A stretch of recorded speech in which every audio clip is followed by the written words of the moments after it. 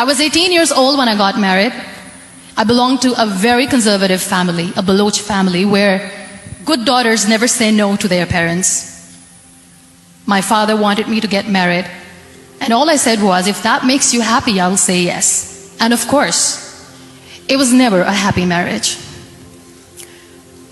Just about after 2 years of getting married, about 9 years ago, I met a car accident.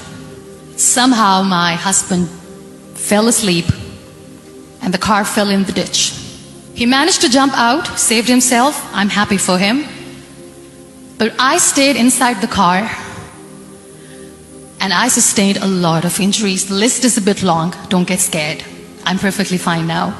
Radius ulna of my right arm were fractured. The wrist was fractured. Shoulder bone and collarbone were fractured. My whole rib cage got fractured. And because of the rib cage injury, lungs and liver were badly injured. I couldn't breathe. I lost urinary bowel control. That's why I have to wear the bag wherever I go. But that injury that changed me and my life completely as a person and my perception towards living my life was the spine injury. Many people came to rescue.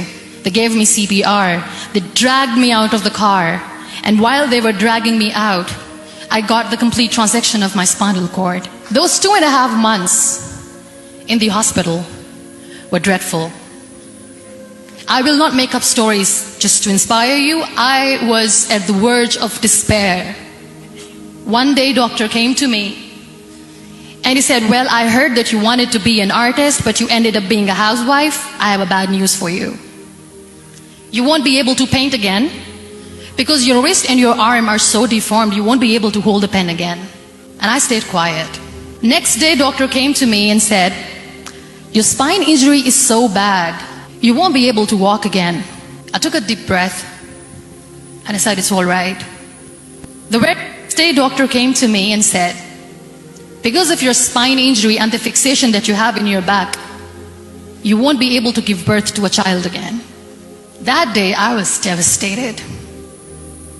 I still remember, I asked my mother, why me? And that is where I started to question my existence. Why am I even alive? My mother said to me, this too shall pass. God has a greater plan for you. I don't know what it is, but He surely has. And in all that distress and grief, somehow or the other, those words were so magical that they kept me going. I was trying to put that smile on my face all the time, was hiding. It was so hard to hide the pain, which was there. But all I knew was that if I will give up, my mother and my brothers will give up too. I cannot see them crying with me. So what kept me going was, one day I asked my brothers, I know I have a deformed hand, but I'm tired of looking at these white walls in the hospital and wearing these white scrubs. I'm getting tired of this. I want to add more colors to my life. I want to do something. Bring me some colors. Bring me some small canvas. I want to paint. So the very first painting I made was on my deathbed, where I painted for the very first time. It was not just an art piece or just my passion. It was my therapy. What an amazing therapy it was. Without uttering a single word, I could paint my heart out. I could share my story. People used to come and say, what lovely painting. So much color. Nobody could see the grief in it. Only I could. And that day I decided that I'm going to live life for myself. I am not going to be that perfect person for someone. I am just going to take this moment and I will make it perfect for myself. And you know how it all began? That day I decided that I'm going to fight my fears. We all have fears. Fear of unknown, fear of known, fear of losing people, fear of losing health, money. We want to excel in career, we want to become famous, we want to get money. We are scared all the time. So I wrote down one by one all those fears, and I decided that I'm going to overcome these fears one at a time. You know what was my biggest fear? Divorce. I couldn't stand this word.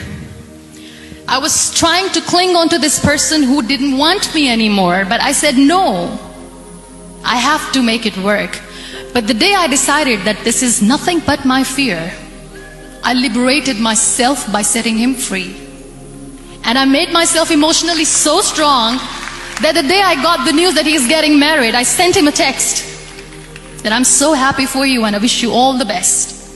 And he knows that I pray for him today.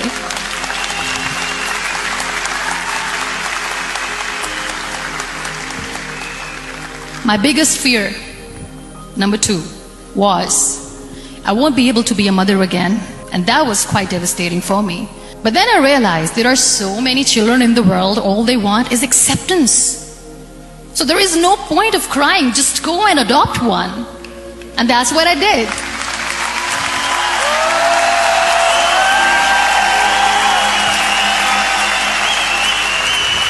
I gave my name in different organizations, different orphanages, and I waited patiently. 2 years later, I got this call from a very small city in Pakistan. I got a call and they said, "Are you Muniba Mazari? There is a baby boy and would you like to adopt?"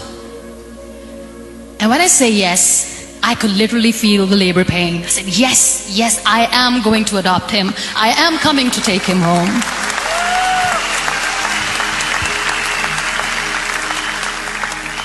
And that day, I was 2 days old, and today he's 6. You know, when you end up being on the wheelchair, what's the most painful thing? That's another fear that people on the wheelchair, or the people who are differently abled, have in their hearts, but they never share. I'll share that with you. The lack of acceptance. People think that they will not be accepted by the people because we, in the world of perfect people, are imperfects. So I decided that instead of starting an NGO for disability awareness, which I know will not help anyone, I started to appear more in public. I started to paint. I always wanted to.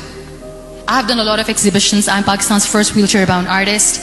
I've done a lot of modeling campaigns, different campaigns for brands like Tony and Guy. I decided that I'm going to join the national TV of Pakistan as an anchor person. I became the National Goodwill Ambassador for UN Women Pakistan, and now I speak for the rights of women, children. We talk about inclusion, diversity, gender equality, which is a must. I was featured in BBC 100 Women for 2015. I'm one of the Forbes 30 under 30 for 2016. We have this amazing fantasy about life. This is how things should work. This is my plan. It should go as per my plan. If that doesn't happen, we give up. So my dear friends, let me tell you one thing. I never wanted to be on the wheelchair. Never thought of being on the wheelchair. I was always aspiring to do bigger things, but had no idea that for that I have to pay the price to be where I am today. It's a very heavy price. This life is a test and a trial, and tests or trials are never supposed to be easy. So when you're expecting ease from life,